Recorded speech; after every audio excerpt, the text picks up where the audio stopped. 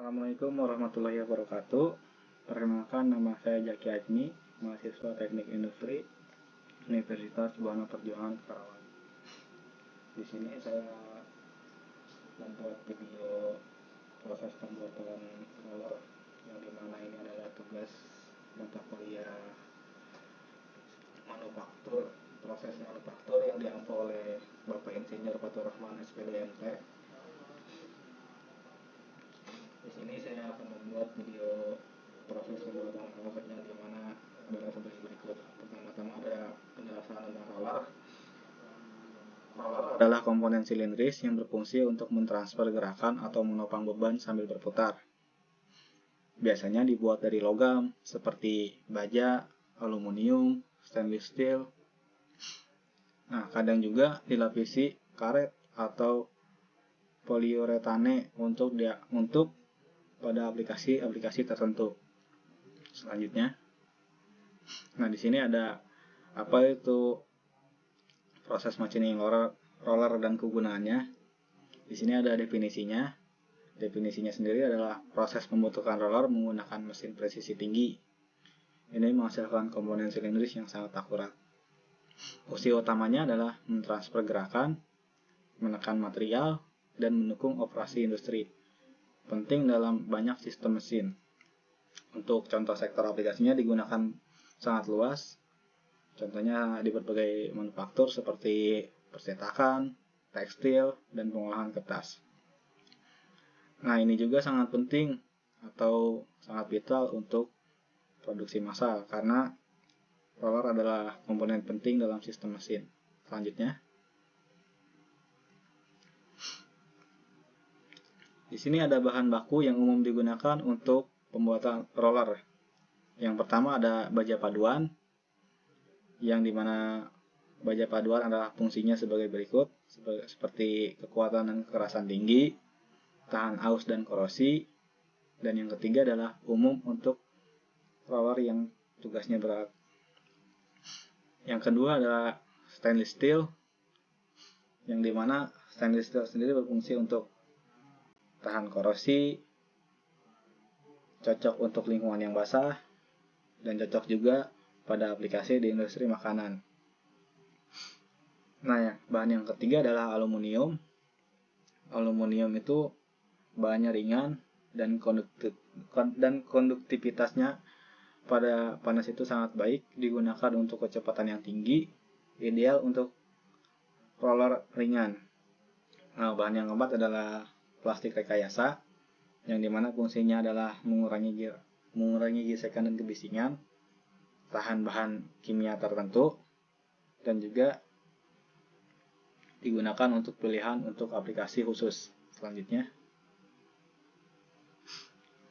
nah, pada proses pertama dalam pembuatan roller itu ada pemotongan bahan awal atau cutting, yang dimana bahan akan dilakukan pengukuran terlebih dahulu.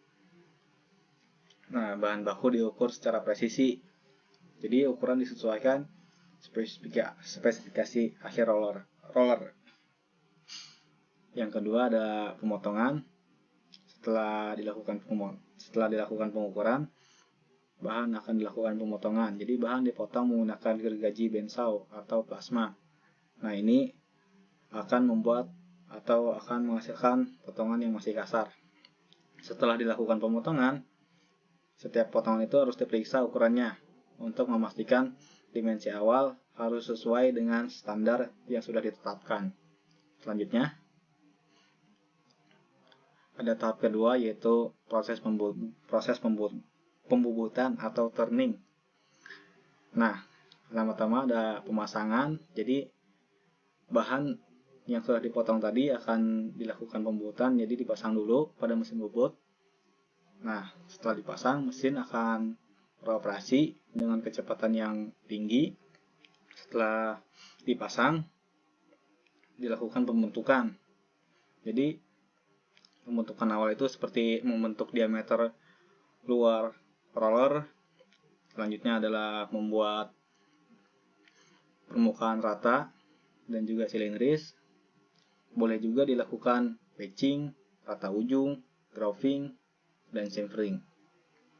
Nah, setelah dilakukan pembentukan, tahap selanjutnya adalah pengecekan, yang dimana pengecekan dimensi dilakukan menggunakan kaliper, mikrometer, atau CMM. Selanjutnya ada drilling, mungkin tidak ada di PPT, jadi mungkin saya akan jelaskan saja. Nah, drilling sendiri adalah proses pembuatan lubang pada benda kerja menggunakan alat potong yang disebut motabor.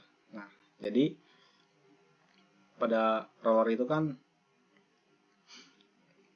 kadang ada roller yang memiliki lubang di tengah. Nah, untuk melakukan pelubangan di tengah ini menggunakan proses drilling seperti yang saya sebutkan tadi. Nah, untuk diameter dalam, untuk presisi dilakukan boring setelah drilling. Nah, selanjutnya ada tahap ketiga.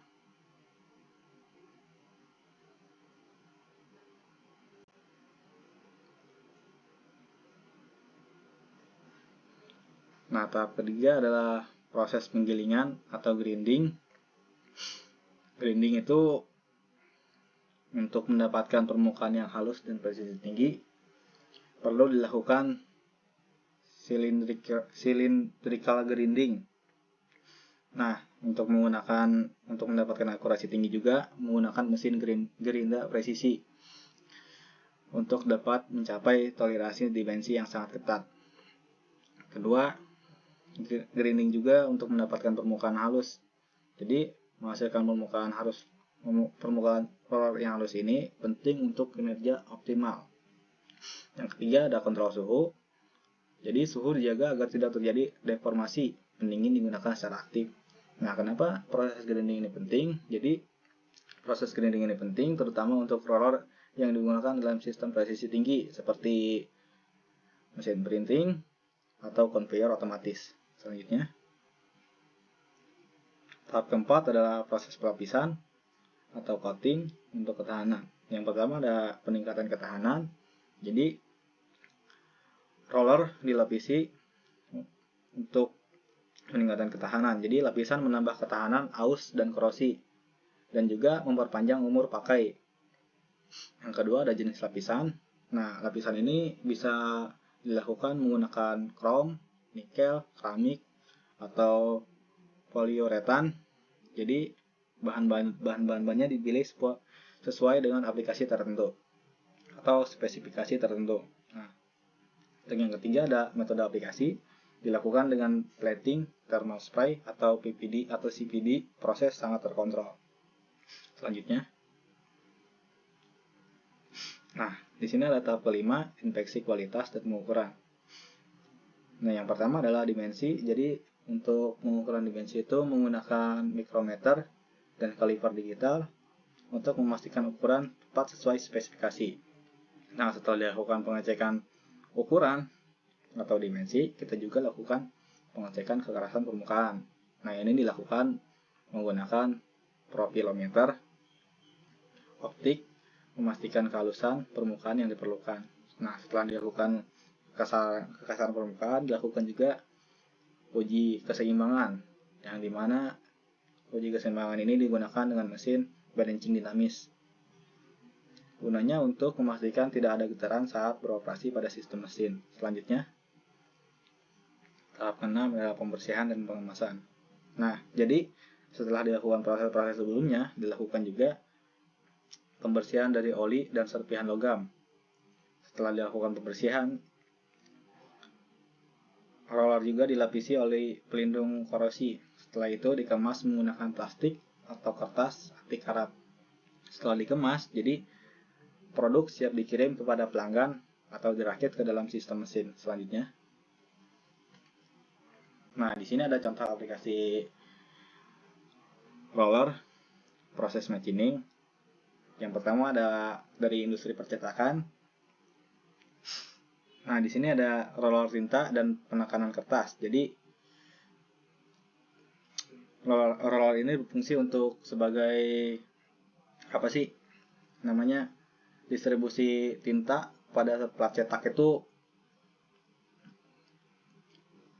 membuat kualitasnya sangat baik. Jadi ini tuh sangat penting dalam industri percetakan. Nah, yang kedua ada kertas and pulp. Jadi roller pengering dan press untuk memastikan produksi kertas yang efisien. Yang ketiga ada pengemasan, seperti di industri manufaktur lainnya. Roller conveyor dan penekanan untuk memastikan proses pengembangan lancar atau pengemasan lancar. Terakhir ada di industri tekstil. Ini berfungsi sebagai penarik kain dan penggulung, yang dimana itu adalah berfungsi untuk menjamin ketegangan kain untuk konsisten. Selanjutnya,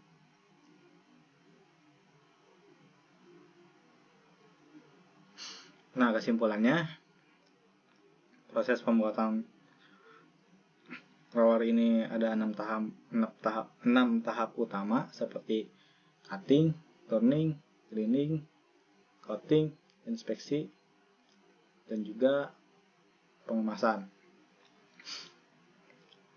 Ini juga mempunyai 10 lebih sektor aplikasi. Jadi roller digunakan dalam berbagai bidang, dari otomotif hingga tekstil. Toleransi yang dapat dicapai menjamin kinerja yang optimal. Nah, ini adalah 0,001. Jadi intinya, roller adalah inti dari banyak proses industri modern. Presisi dan ketahanan sangat penting untuk efisiensi produksi. Mungkin cukup sekian saja video proses pembuatan roller yang saya buat ini. Mohon maaf bila banyak salah, karena saya sendiri juga masih belajar. Dan terakhir, saya juga izin menyampaikan terima kasih kepada rekan saya Mahmud karena telah membantu saya sebagai moderator PowerPoint. Mungkin cukup sekian, terima kasih banyak. Wassalamualaikum warahmatullahi wabarakatuh.